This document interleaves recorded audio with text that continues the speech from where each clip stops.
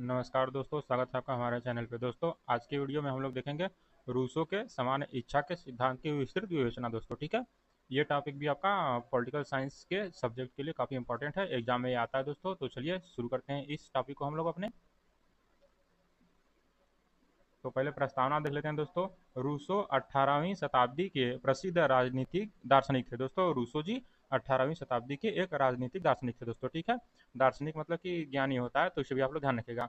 उनकी प्रमुख कृति the social contract में सामान्य इच्छा का सिद्धांत प्रस्तुत किया गया है। दोस्तों, द सोशल कॉन्ट्रैक्ट रूसो जी की एक पुस्तक है, तो इसे आप लोग ध्यान रखिएगा, क्योंकि यूजीसी नेट के एग्जाम में ये पूछता है कि ये पुस्तक किसकी है, ठीक है। तो इस पुस्तक में इन्होंने सामान्य इच्छा के सिद्धांत का वर्णन दिया है। दोस्तों, तो वो क्या है उसे हम लोग आगे देखेंगे। यह सिद्धांत आधुनिक लोकतंत्र, जनसत्ता और लोक कल्याणकारी राज्य की आधारशिला माना जाता है। दोस्तों, ये जो सामान्य इच्छा का सिद्धांत है, इसे आधुनिक लोकतंत्र और जनसत्ता के कल्याणकारी कल्याणकार के लिए जो है कि एक आधारशिला माना जाता है, ठीक है।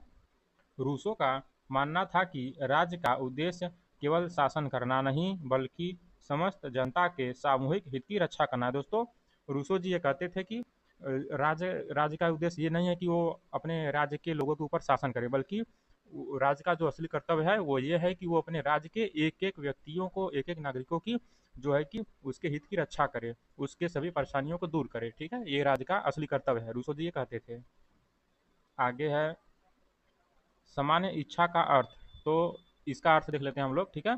सामान्य इच्छा से आशय समाज के सभी व्यक्तियों की उस सामूहिक इच्छा से है जो व्यक्तिगत स्वार्थ से ऊपर उठकर सार्वजनिक हित और लोक कल्याण को लक्ष्य बनाती है। दोस्तों, यहाँ पर सामान्य इच्छा का अर्थ बताते हैं रूसो जी कि सामान्य इच्छा से आशय समाज के सभी व्यक्तियों की उस सामूहिक इच्छा से, मतलब कि सभी व्यक्तियों के एक ऐसी इच्छा से है जो व्यक्तिगत स्वार्थ से ऊपर उठ करके सार्वजनिक हित और लोक कल्याण के लक्ष्य को बनाती है। मतलब कि सभी लोगों की ऐसी इच्छा जो सार्वजनिक हित में निहित हो, मतलब कि सभी लोगों की भलाई हो, ठीक है, उसे जो है कि समान इच्छा कहते हैं। लेकिन अगर किसी ने मतलब सोचा कि स्वयं हित के लिए सोचा, तो उसे समान इच्छा नहीं कहा जाएगा। ऐसी इच्छा जो सबकी भलाई चाहे उसे ही समान इच्छा कहते हैं। दोस्तों, ठीक है। आगे है रूसो के अनुसार सामान्य इच्छा सदैव लोकहित की ओर उन्मुख होती है। देखिए, यहाँ पर रूसो जी ने कहा कि ऐसी इच्छा जो सदैव लोकहित की ओर उन्मुख हो, मतलब कि सभी लोगों का हित चाहे जो, वही सामान्य इच्छा है।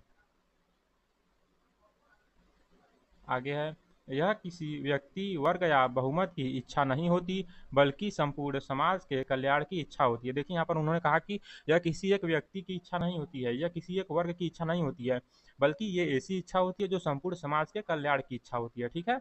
इसमें संपूर्ण समाज के कल्याण की बात कही जाती है। और समान इच्छा की विशेषताएं, तो इसे हम लोग देख लेते हैं। पहला है लोक कल्याणकारी प्रकृति, ठीक है। तो जो समान इच्छा की पहली जो विशेषता है वो है लोक कल्याणकारी, मतलब कि समान इच्छा लोक कल्याणकारी है, ठीक है। समान इच्छा का उद्देश्य सार्वजनिक हित और समाज का कल्याण होता है, इसमें निजी स्वार्थ का स्थान नहीं होता। देखिए दोस्तों, जो पहली प्रकृति है समान इच्छा की, वो यही है कि उसमें लोग सभी लोगों का कल्याण सोचा जाएगा, ठीक है। इसमें निजी स्वार्थ का जरा सा भी स्थान नहीं होगा। यदि इसमें निजी स्वार्थ आया तो ये समान इच्छा नहीं कहा जाएगा, ठीक है। तो पहली प्रकृति इसकी ये हो गई कि ये सभी लोगों के हितों का ध्यान रखेगी।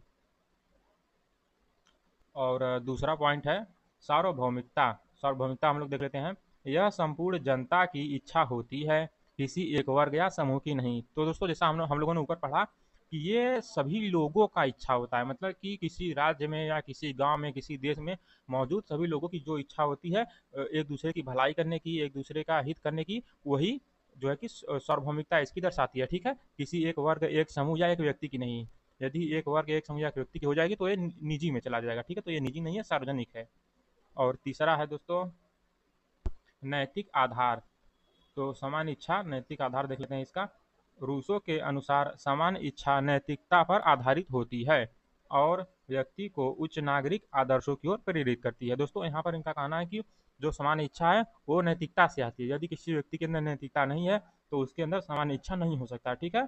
और जिसके अंदर मतलब कि नैतिकता है तो उसके अंदर समान इच्छा आएगी, और समान इच्छा से वो उच्च उच्च नागरिक उच्च उच्च नागरिक बनेगा। दोस्तों, ठीक है। मतलब कि किसी के अंदर मतलब कि सभी को भलाई करने की इच्छा अगर आ गई तो वो महान कहा जाता है। जैसे कि गांधी जी हैं और सभी महान पुरुष हैं, तो उनके अंदर सब समान इच्छा है, मतलब कि लोकहित है।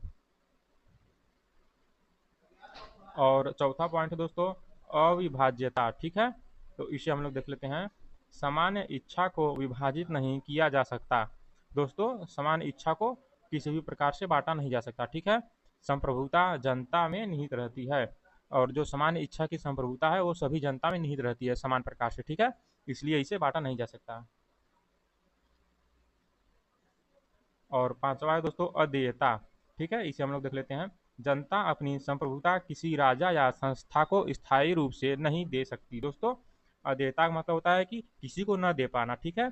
अब जो लोकहित है, समान इच्छा है किसके अंदर है, तो वो किसी राजा को या फिर किसी संस्था को ये स्थानांतरित नहीं कर सकती, बल्कि वो उसके अपने अंदर ही रहेगी। जैसे कि किसी व्यक्ति के अंदर ये इच्छा है कि मैं लोगों का भला करूं, मैं लोगों की मदद करूं, तो वो उसके ही अंदर रहेगी। ये नहीं कि वो अगर किसी दूसरे व्यक्ति को बता दे कि मैं लोगों की भला करना चाहता हूँ तो वो भी करने लगे, ठीक है। वो उसकी भाई अपनी इच्छा है। तो ये है इसकी अधेयता। छठवां है दोस्तों सदैव उचित, ठीक है। इसे भी देख लेते हैं। रूसो का विश्वास था कि सामान्य इच्छा कभी गलत नहीं होती, क्योंकि इसका उद्देश्य लोकहित होता है, ठीक है। तो यहाँ पर रूसो जी का कहना है कि जो सामान्य इच्छा है वो सदैव उचित रहती है, मतलब ये कभी अनुचित नहीं रहेगी, मतलब कभी गलत नहीं रहेगी। यहाँ पर रूसो जी का कहना था कि जो सामान्य इच्छा है वो कभी गलत नहीं हो सकती। ऐसा इसलिए होता है क्योंकि वो लोकहित होता है, मतलब कि उसकी जो उसका जो उद्देश्य होता है वो लोगों की भलाई करना है, ठीक है। तो लोगों की भलाई करना कभी भी गलत नहीं हो सकता, तो इसलिए वो सदैव उचित रहेगी। अब हम लोग यहाँ पर देखेंगे दोस्तों सामान्य इच्छा और सबकी इच्छा में अंतर, ठीक है। तो इसे हम लोग देख लेते हैं। दोस्तों जो सामान्य इच्छा है इसमें पहला है लोकहित पर आधारित, ठीक है। जो सामान्य इच्छा है वो लोकहित पर आधारित है, यह लोगों के हितों की बात करता है, ठीक है। और जो सबकी इच्छा है इसमें जो पहला पॉइंट है वो है निजी हितों का योग, ठीक है। जो सभी व्यक्तियों की अपनी अलग अलग इच्छा होती है उसमें निजी हितों का योग होता है, ठीक है। उसमें मतलब कि भले वो सबके बारे में सोचेंगे लेकिन उसमें अपना भी सोचेंगे, ठीक है, अपना भी भलाई सोचेंगे। और सामान्य इच्छा का तो दूसरा पॉइंट है वो है नैतिक एवं सार्वजनिक। दोस्तों सामान्य इच्छा आपका नैतिक और सार्वजनिक होता है, ठीक है। इसमें नैतिकता की बातें होती हैं और ये सभी के लिए होता है। और जो सबकी इच्छा है ये स्वार्थपूर्ण होता है, ठीक है। इसमें अपने एक उद्देश्य एक स्वार्थ की पूर्ति के लिए ये इच्छा उत्पन्न होती है, ठीक है। और समान इच्छा में तीसरा पॉइंट है स्थायी एवं आदर्श। दोस्तों समान इच्छा स्थायी होती है, ये विभाजित नहीं हो सकती, और ये आदर्श होती है, ठीक है। और जो सबकी इच्छा ये अस्थायी होती है, मतलब कि अपना जो स्वार्थ है अपना उद्देश्य पूर्ण हो जाने के बाद ये समाप्त हो जाती है, ठीक है। और समान इच्छा में जो चौथा पॉइंट है वह समाज से कल्याण हेतु, मतलब कि जो समान इच्छा है इसकी उत्पत्ति समाज से कल्याण हेतु होती है। और जो सबकी इच्छा है यह है व्यक्तिगत लाभ हेतु, मतलब कि जैसे कि किसी व्यक्ति को कुछ उद्देश्य प्राप्त करना है तो उसमें कुछ समूह मिल करके अपनी इस इच्छा को बनाएंगे, फिर अपना जो है लाभ प्राप्त करेंगे, फिर ये समाप्त हो जाएगी, ठीक है। तो ये समान इच्छा और सबकी इच्छा में अंतर, इसे आप लोग ध्यान रखिएगा। एग्जाम में आप इसे पॉइंट वाइज बना करके लिख सकते हैं, ठीक है। चलिए आगे देखते हैं हम लोग। आगे दोस्तों रूसो ने स्पष्ट किया कि सबकी इच्छा केवल व्यक्तिगत इच्छाओं का जोड़ है, जबकि समान इच्छा समाज के वास्तविक कल्याण को व्यक्त करती है। दोस्तों यहाँ पर रूसो जी का कहना है कि जो सबकी इच्छा है वो व्यक्तिगत इच्छाओं से मिलकर के बनता है, ठीक है। और समान इच्छा जो समाज के वास्तविक कल्याण है उसको प्रदर्शित करती है, क्योंकि इसे विभाजित नहीं किया जा सकता, ठीक है, समान इच्छा को। अब चलिए समान इच्छा का महत्व हम लोग देख लेते हैं, ठीक है। ये भी इंपॉर्टेंट है। लोकतंत्र का आधार, ठीक है, पहला पॉइंट है लोकतंत्र का आधार। दोस्तों इस सिद्धांत ने जनसत्ता और लोकतंत्र को वैचारिक आधार प्रदान किया। दोस्तों जैसे कि हम लोग भारत में रहते हैं, तो जैसे कि भारत का झंडा गिर जाए तो भारत के सभी व्यक्तियों का कर्तव्य बनता है उसके अंदर ये आएगा कि हम अपने देश के झंडा को उठा दे, ठीक है। तो यही है लोकतंत्र का आधार। और दूसरा पॉइंट है दोस्तों कानून की वैधता, तो इसे भी हम लोग देख लेते हैं। रूसो के अनुसार वही कानून वैध है जो समान इच्छा के अनुरूप हो। दोस्तों रूसो जी का कहना है कि वही कानून वैध है जो समान इच्छा के अनुरूप हो, मतलब कि सभी सभी के लिए समान कानून होता है, जो उसे ही समान इच्छा की कानून की वैधता कहते हैं, ठीक है। तो इसे आप लोग ध्यान रखिएगा, जैसे कि समान नागरिक संहिता हो गया, सभी के लिए समान कानून। और तीसरा है समानता की स्थापना, यह सिद्धांत सामाजिक और राजनीतिक समानता को बढ़ावा देता है। दोस्तों जो सामान्य इच्छा का सिद्धांत है वो समाज में सामाजिक और राजनीतिक समानता को बढ़ावा देता है, इसमें सभी लोगों के अंदर समानता का भाव आता है दोस्तों, ठीक है। और जो चौथा पॉइंट है नागरिक स्वतंत्रता की रक्षा, तो इसे भी हम लोग देख लेते हैं। व्यक्ति समान इच्छा का पालन करके वास्तविक स्वतंत्रता प्राप्त करता है। दोस्तों इससे तात्पर्य यह है कि जैसे कि सभी लोग समान इच्छा का पालन करेंगे, मतलब कि उनके अंदर समानता का भाव रहेगा, तो इस प्रकार से वो स्वतंत्रता को प्राप्त करते हैं दोस्तों, ठीक है। और चलिए इसकी आलोचना देख लेते हैं। सामान्य इच्छा के सिद्धांत की आलोचना। ठीक है दोस्तों, छोटा छोटा पॉइंट करके मैंने बनाया है वन लाइनर आंसर इसका, आप लोग इसे एग्जाम में बड़ा करके भी लिख सकते हैं। ठीक है दोस्तों, तो इसमें आपका है स्पष्ट अवधारणा। पहली आलोचना है, आलोचकों के अनुसार सामान्य इच्छा की स्पष्ट पहचान करना कठिन है। दोस्तों यहाँ पर जो आलोचक लोग हैं वो कह रहे हैं कि सामान्य इच्छा की पहचान करना बहुत ही कठिन है। ये कैसे पहचाना जाएगा कि वो सामान्य इच्छा है या फिर निजी इच्छा है, व्यक्तिगत इच्छा है। ठीक है, जैसे कि कई लोग एक एक जगह पर इकट्ठे हुए हैं और किसी किसी उद्देश्य के लिए वो बात कर रहे हैं, तो क्या पता उसमें किसी का निजी हित भी हो शामिल। ठीक है, उसे आप कैसे पहचानेंगे, वो दिखने वाली चीज़ तो है नहीं, कैसे पहचानेंगे। तो वही चीज़ है अस्पष्ट अवधारणा। ठीक है, और दूसरा निरंकुशता की संभावना।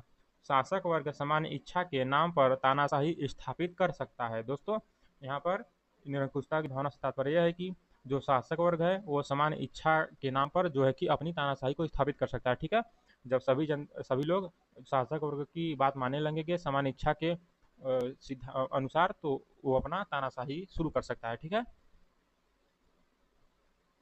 और तीसरा है अल्पसंख्यकों की उपेक्षा। इसे देख लेते हैं। बहुमत के हित को सामान्य इच्छा बताकर अल्पसंख्यकों के अधिकारों की अनदेखी हो सकती है। यहाँ पर दोस्तों वही बात कहा जा रहा है कि जैसे कि बहुत जो मतलब कि किसी इच्छा को मानने वाले बहुत से लोग हैं और उस इच्छा को न मानने वाले कुछ कम लोग हैं, तो यहाँ पर यही कहा जाएगा कि नहीं, जो ज़्यादा लोग हैं उन्हीं की बात मानी जाएगी। ठीक है, तो यहाँ पर ये बात है बहुमत और अल्पमत। ठीक है, चौथा है दोस्तों व्यवहारिक कठिनाई। इसे भी देख लेते हैं। बड़े राज्यों में प्रत्यक्ष रूप से सामान्य इच्छा का निर्धारण करना कठिन होता है। दोस्तों बड़े राज्यों में सामान्य इच्छा को सभी पर समान रूप से लागू नहीं किया जा सकता। ठीक है, जैसे कि उसमें कई तरह के नागरिक रहते हैं, कई प्रकार के संस्कृति रहती है, तो सभी लोगों को अपनाना कठिन होता है उसमें। किसी चीज़ किसी भी कानून को आप किसी पर थोप नहीं सकते। ठीक है, तो इसे आप लोग ध्यान रखिएगा। और निष्कर्ष देख लेते हैं हम लोग अंत में यहाँ पर। रूसो का सामान्य इच्छा का सिद्धांत राजनीतिक दर्शन में अत्यंत महत्वपूर्ण स्थान रखता है। दोस्तों भले ही इसकी आलोचना की जाती हो, ठीक है, लेकिन जो इनका सामान्य इच्छा का सिद्धांत है वो राजनीति दर्शन में बहुत ही अपना एक महत्वपूर्ण स्थान रखता है। ठीक है, इसने लोकतंत्र, जनसत्ता और लोक कल्याणकारी राज्य की अवधारणाओं को गहराई से प्रभावित किया। दोस्तों जो ये समान इच्छा का सिद्धांत है, ये लोकतंत्र को, जनसत्ता को और लोक कल्याणकारी राज्य के अवधारणा को जो कि प्रभावित करता है। ठीक है, ये काफ़ी उनके विकास में काफ़ी अपना योगदान देता है। और आगे है, यद्यपि इस सिद्धांत में कुछ व्यवहारिक एवं वैचारिक कमियां हैं। ठीक है, इसीलिए इसकी आलोचना होती है। जैसे कि उसकी पहचान करना कठिन है और सभी लोगों पर समान रूप से लागू करना कठिन है। ठीक है, फिर भी यह आधुनिक राजनीतिक चिंतन की अमूल्य देन मानी जाती है। ठीक है, लेकिन भाई थोड़ी कमियां तो हर चीज़ में रहती हैं, लेकिन ये जो समान इच्छा का सिद्धांत है ये एक अमूल्य देन मानी जाती है रूसो जी की। ठीक है, समान इच्छा का सिद्धांत। ठीक है दोस्तों, तो दोस्तों ये हो गया हमारा रूसो का समान इच्छा का सिद्धांत। ठीक है दोस्तों, तो वीडियो देखने के लिए धन्यवाद, और यदि आप मेरे चैनल पर नए हैं तो चैनल को जरूर से सब्सक्राइब कर दीजिएगा दोस्तों। ठीक है, और यदि आप जैसे कि वीडियो पसंद आए तो वीडियो को आप लाइक भी कर दीजिएगा। और दोस्तों मैं अपने चैनल पे पॉलिटिकल साइंस से संबंधित कंटेंट डालता हूँ दोस्तों। ठीक है, और जब अपडेट भी डालता हूँ तो चैनल को जरूर से आप लोग सब्सक्राइब कर दीजिएगा दोस्तों। ठीक है, और आज के लिए बस इतना ही। कल फिर मिलेंगे नेक्स्ट वीडियो में नेक्स्ट टॉपिक के साथ। तब तक के लिए नमस्कार दोस्तों। ठीक है।